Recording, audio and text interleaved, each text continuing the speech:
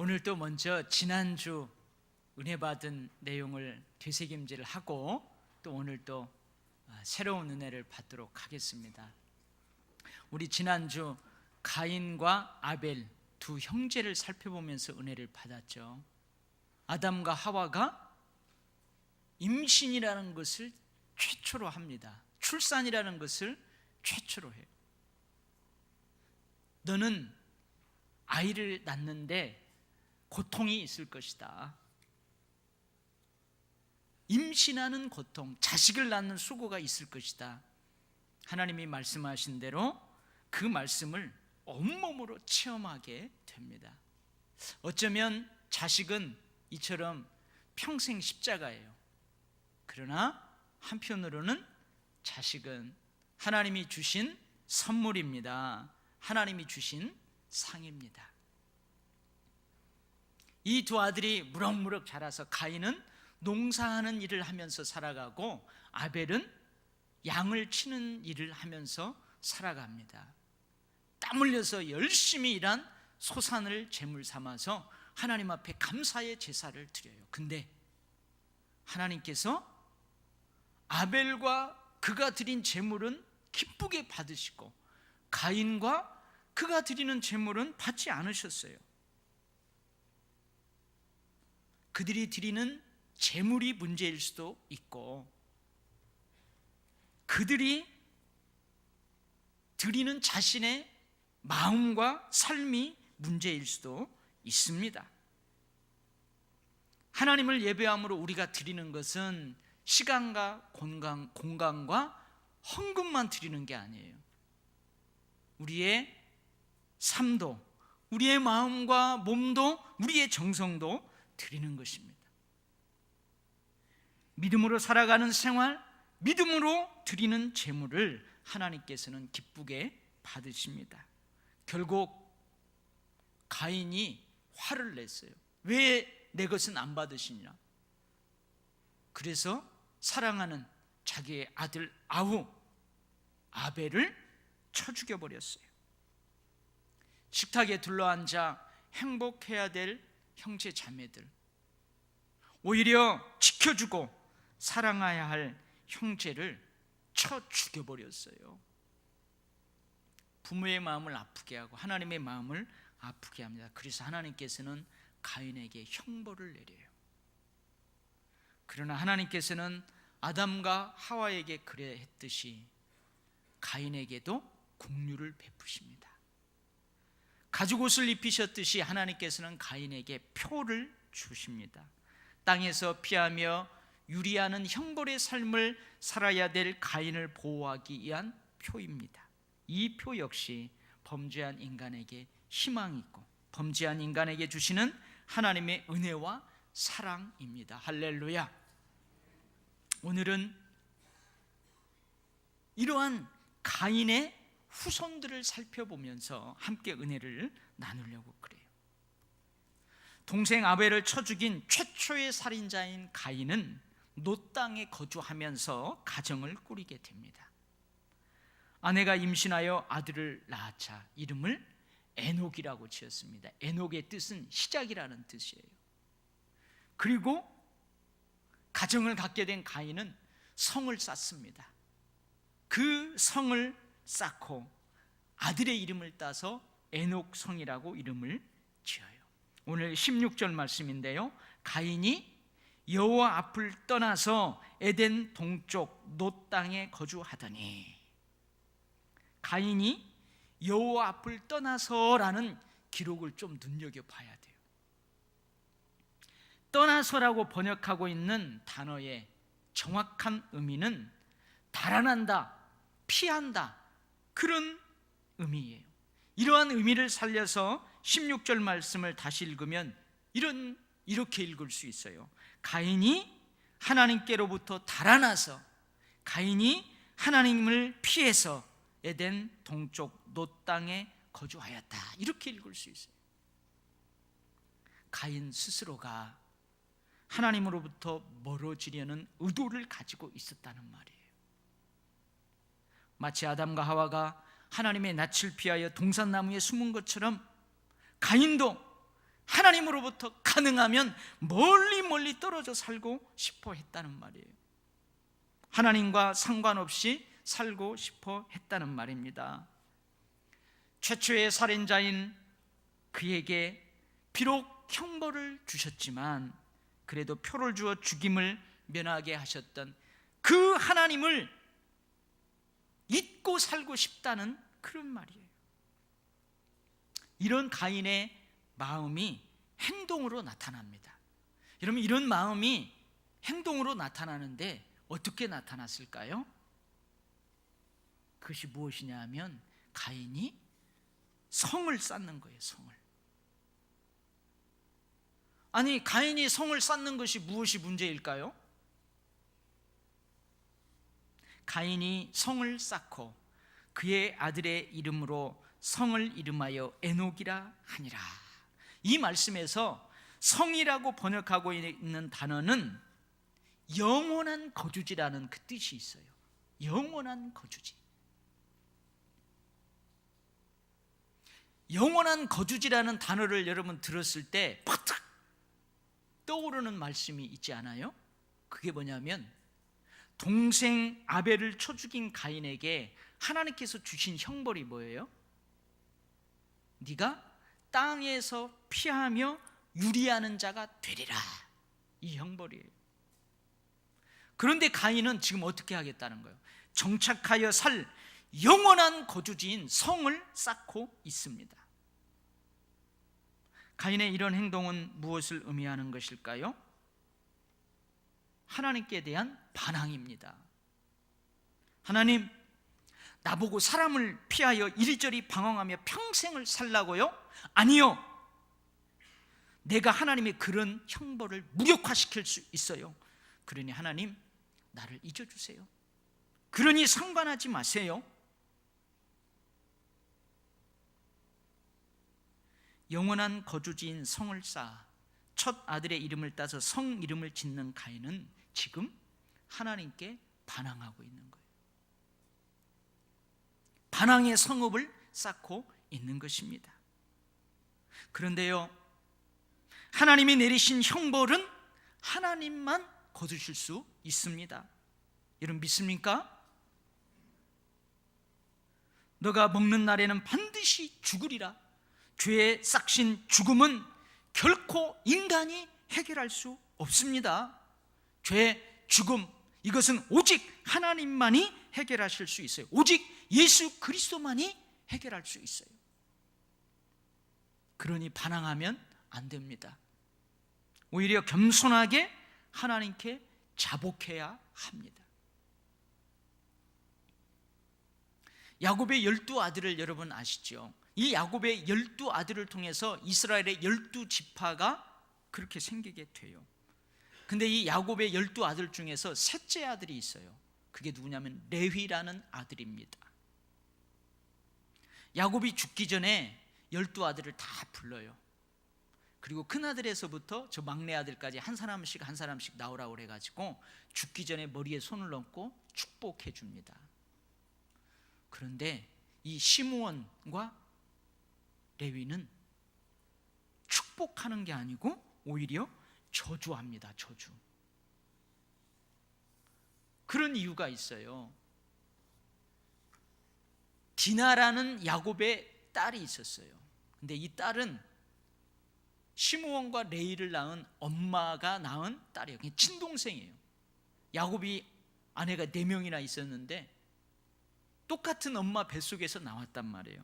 근데 이 여동생 디나가 하몰의 아들 세겜에게 성폭행을 당합니다. 그래서 이 레위가 성폭행 당한 자기 친여동생의 원수를 갚는데 거짓말을 해요. 너희들 남자들 다 할례를 행하라. 그러면 너와 우리는 같이 평화를 누리면서 살 수 있다. 그리고 할례를 행한 그 모든 남자들 그냥 싹 죽여버려. 칼로 가서 다 찔러 죽여버려요. 그런데 그때 야곱은 이 일을 좋게 보지 않았어요. 그래서 이 일로 인해서 죽기 전에 레위를 축복하는 것이 아니라 저주예요, 저주. 뭐라고 저주하냐? 너와 너희 자손은 야곱 중에서 나누며 이스라엘 중에서 흩으리로다. 오늘 가인처럼 땅에서 피하며 유리하는 그런 삶을 살 거다, 그렇게 저주를 해요. 그런데 모세 시대에 하나님께서는 한 사건을 통해서 레위 지파의 저주를 축복으로 바꾸십니다. 레위 지파는 나중에 그 가나안 땅의 땅을 분배받을 때 기업을 얻지 못해요. 야곱이 저주한 대로 여기저기 뿔뿔이 흩어져서 살게 돼요. 근데 하나님께서 모세 시대에 이 레위 지파의 그 저주를 축복으로 바꾸어 버려요. 땅을 분배받지 못하고 흩어져서 살아가지만 하나님이 뭐라고 하냐면 레위 지파 기업은 하나님 자신이라고 말씀하세요. 그리고 레위 너는 내 것이라고 말씀하세요. 그리고 레위를 하나님 가까이에서 제사하고 성전을 섬기는 그 일을 하게 만들어요. 하나님은 생사화복의 주인이십니다. 하나님은 축복도 저주로 바꾸십니다. 하나님은 저주도 축복으로 바꾸십니다. 하나님께서 내리신 형벌은 하나님만이 거두실 수 있어요. 그러니 가인은 어떻게 해야 돼요? 하나님께 자복해야 합니다. 겸손하게 하나님의 긍휼과 자비를 구해야 합니다. 그러면 하나님께서는 저주를 축복으로 바꾸십니다. 그런데 가인은 오히려 반항하고 있습니다. 그러면 결코 하나님께서는 저주를 축복으로 바꿔주시지 않습니다. 가인의 자손 중에서 라멕이 있어요. 라멕. 이 라멕에 대해서는 오늘 성경에서 좀 더 자세하게 기록하고 있습니다. 아담의 7대손, 가인의 6대손인 라멕은 최초로 아내를 둘 둔 사람으로 성경에 기록되어 있어요. 19절 말씀, 라멕이 두 아내를 맞이하였으니, 이렇게 번역하고 있는 원래의 문장에는 자신을 위하여라는 뜻을 가지고 있는 단어가 사용되고 있어요. 자신을 위해서 라멕이 아내 둘을 맞이했다, 그 말이에요. 하나님께서는 남자가 부모를 떠나 그의 아내와 합하여 둘이 한 몸을 이루라, 그렇게 말씀하셨어요. 한 남자와 한 여자 두 사람이 한 몸을 이루라고 하셨어요. 이것이 하나님께서 태초에 정해신 가정의 질서입니다. 한 남자와 한 남자 두 사람이 한 몸을 이루는 것, 이거 하나님이 정해주신 가정의 질서가 아닙니다. 한 여자와 한 여자, 이 두 사람이 한 몸을 이루는 것, 하나님이 정해주신 가정의 질서가 아닙니다. 근데 요즘 이 텔레비전에서 보면 가끔 그런 소식이 들려요. 한 여자와 두 남자, 한 남자와 두 여자, 세 사람이 한 몸을 이루는 거, 하나님이 정해주신 가정의 질서가 아닙니다. 응? 아멘들을 안 하시는 분들 이상하네. 한 남자와 두 여자, 이 세 사람이 한 몸을 이루는 거 하나님이 정해주신 가정의 질서가 아닙니다. 네. 한 남자와 두 여자, 한 여자와 두 남자, 셋이 한 몸을 이루는 거, 여러분 이거 가정의 질서가 아니에요.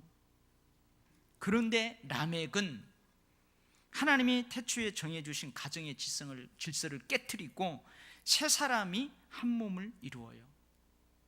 라멕은 일부 일처제인 가정의 질서를 최초로 깨트린 사람입니다. 그것도 자신을 위해서 말입니다. 자신의 욕망을 위해서 그렇게 했어요. 특별히 라멕이 아내들에게 하는 말이에요. 나의 상처로 말미암아 내가 사람을 죽였고 나의 상함으로 말미암아 소년을 죽였도다. 가인을 위하여는 벌이 7배일진데 라멕을 위하여는 벌이 77배이리로다. 이렇게 이야기해요. 나에게 상처를 입힌 사람, 나에게 위해를 가한 청년을 죽여버렸다는 거예요. 라멕이 눈에는 눈, 이에는 이라는 법처럼 나에게 위해를 가한 사람, 상처를 입힌 사람에게 죽음으로 복수했다는 말이에요. 그러면서 뭐라고 그래요? 가인은 자기 친동생을 죽였잖아요. 자기 친동생을 죽였어요. 그럼에도 하나님이 형벌을 주시면서 가인을 살려줍니다. 그러면서 가인이 그 형벌의 삶을 살아갈 때 가인을 죽이는 자는 벌이 몇 배라고요? 7배라고 그랬어요. 그러니까 이 라멕이 지금 하는 말은 뭐냐면, 친형제를 죽인 가인조차도 하나님이 살려주셨는데 원수에게 정당한 보복을 한 나는 더더욱 하나님이 살려주실 것이다. 원수에 보복한 나를 죽이는 자는 벌이 77배로다. 살인을 정당화하고 있어요. 살인을 정당화하고 있어요. 라멕은 하나님의 긍휼, 하나님의 자비, 하나님의 오래 참으시는 사랑과 그 은혜를 만홀히 여기고 있어요. 없인 여기고 있어요. 악용하고 있어요. 라멕 역시 하나님께 반항하고 있는 것입니다. 그래서 가인의 자손은 하나님을 경외하지 않는 인간의 계보를 상징해요. 가인의 자손은 하나님께 반항하는 계보를 상징해요. 앞으로 인류 역사에 있어서 이 계보는 끊이지 않고 계속될 거예요. 반면 아담, 그리고 죽임당한 아벨을 대신해서 주신 셋, 그리고 에노스로 이어지는 셋의 자손은 하나님 여호와를 경외하는 계보를 상징해요. 이 계보 역시 앞으로 인류의 역사에 있어서 끊이지 않고 계속될 거예요. 이 부분은 다음 시간에 함께 은혜를 나눌 겁니다. 이 두 가지 계보가 인류 역사에 끊임없이 흘러가고 있어요. 본문에서는 특별히 라멕의 두 아내들이 낳은 아들의 직업을 또한 세세하게 기록하고 있습니다. 이들을 가축을 치는 자의 조상, 수금과 퉁소를 잡는 모든 자의 조상, 구리와 쇠로 여러 가지 기구를 만드는 자의 조상이라고 기록하고 있어요. 하나님께서는 악인과 선인, 불의한 자와 의로운 자 모두에게 햇빛을 비추어 주십니다. 하나님께서는 의로운 자와 불의한 자 모두에게 비를 내리워 주시는 분이십니다. 생육하고 번성하여 땅에 충만하라, 땅을 정복하라, 다스리라는 이 하나님의 축복 역시 악인과 선인, 의로운 자와 불의한 자 모두에게 해당됩니다. 그런 의미에서 산업의 발달, 문명 문화의 발달은 하나님의 축복이자 인간의 사명입니다. 할렐루야. 그런데 문제는 뭐냐? 문제는 뭘까요? 하나님이 주시는 축복인 산업의 발달, 문명과 문화의 발달을 가지고 인간이 하나님을 대적할 수 있다는 거예요. 하나님께 반항할 수 있다는 거예요. 하나님이 보시기에 심히 좋았더라는 그 관계를 파괴할 수 있다는 것이 문제입니다. 사랑하는 성도 여러분, 모든 것이 가하나 다 유익한 것이 아니에요. 모든 것이 가하나 다 덕을 세우는 것이 아닙니다. 하나님은 모든 사람이 구원을 받으며 진리를 아는 데 이르기를 원하십니다. 그러나 믿음은 모든 사람의 것이 아니에요. 다른 말로 하면 믿음으로 말미암는 구원은 모든 사람의 것이 아니에요. 그러니 항상 두렵고 떨림으로 구원을 이루어야 합니다. 하나님의 은혜를, 하나님의 축복을 업신여겨서는 안 됩니다. 악용해서는 안 됩니다. 은혜를 은혜되게, 축복을 축복되게 살아야 될 줄 믿습니다. 우리는 늘 하나님의 역사의 순 방향에 서야 될 줄 믿습니다. 하나님께서 기뻐하시고 하나님께서 인정하시는 계보, 생명책에 우리의 이름이 영광스럽게 기록되어야 될 줄 믿습니다. 여러분의 자녀들, 우리의 자녀들, 우리의 자녀들의 자녀들이 계속해서 생명의 계보, 축복의 계보, 영광스러운 계보를 이어가야 될 줄 믿습니다. 할렐루야, 아멘. 기도하겠습니다.